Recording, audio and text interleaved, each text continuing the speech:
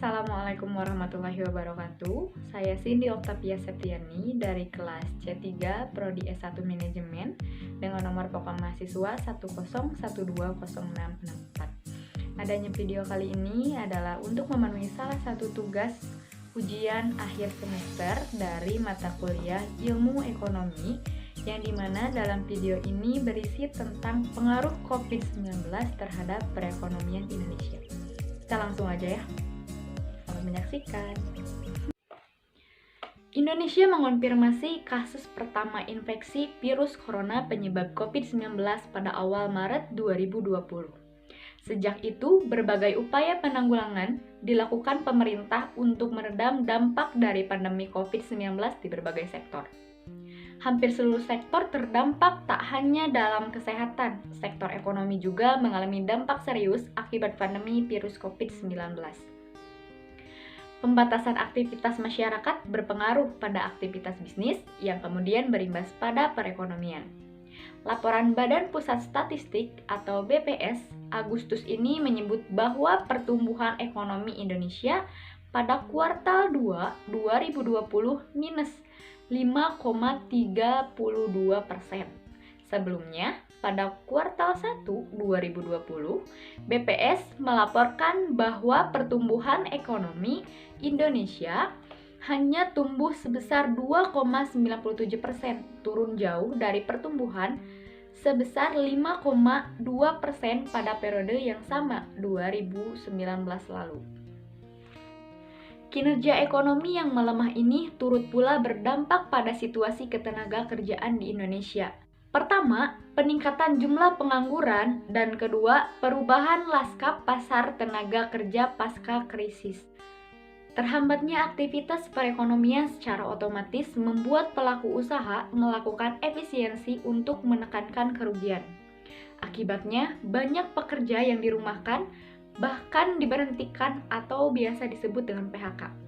Berdasarkan data Kementerian Ketenagakerjaan atau Kemenaker per 7 April 2020, akibat pandemi COVID-19 tercatat sebanyak 39.977 perusahaan di sektor formal yang memilih merumahkan dan melakukan PHK terhadap pekerjanya.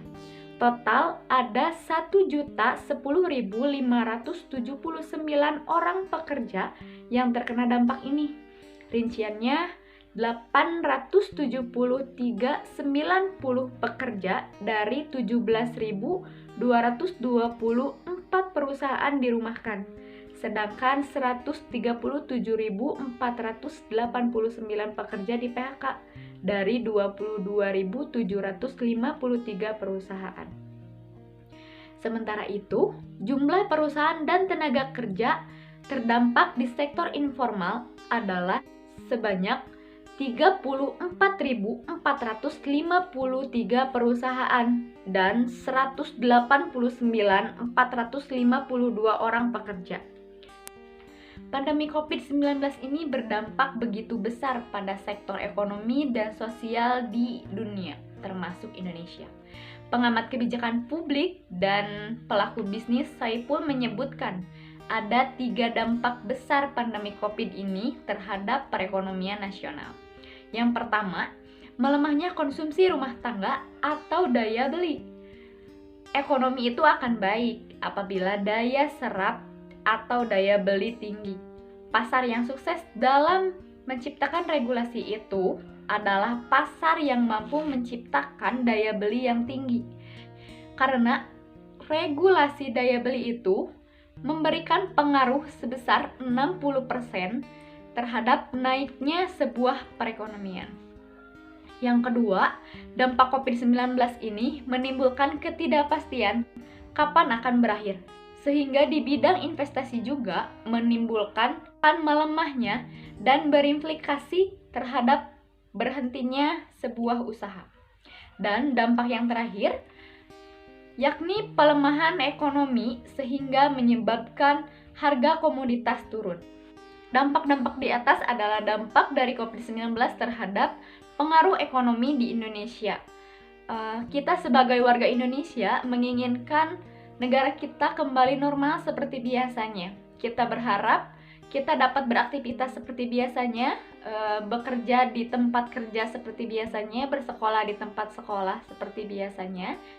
Maka dari itu, kita harus mematuhi kebijakan yang pemerintah berikan agar kita segera terbebas dari pandemi COVID-19 ini. Mungkin hanya itu saja yang dapat saya sampaikan tentang pengaruh COVID-19 terhadap perekonomian Indonesia. Wassalamualaikum warahmatullahi wabarakatuh.